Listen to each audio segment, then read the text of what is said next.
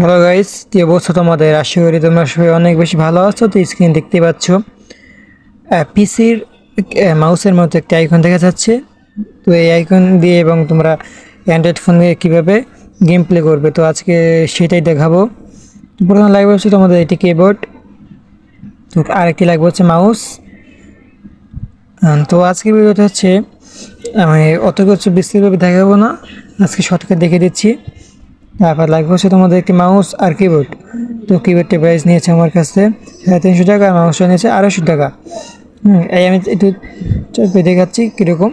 আর মাউসে তোমরা অন করার পর একটি লাইট জ্বলবে, আর লাগবে হচ্ছে একটি ইউএসবি হাফ, যেটা তোমাদের এই মাউস কিবোর্ড কানেক্ট করার পর তোমাদের ফোনের সাথে কানেক্ট করবে। এসব কানেক্ট করা এবং বিস্তারিতভাবে সব দেখতে চাইলে আমার এই চ্যানেলটিকে সাবস্ক্রাইব করে রাখতে পারো। চ্যানেলটার নাম হচ্ছে এনটিভি ভাই অন টু।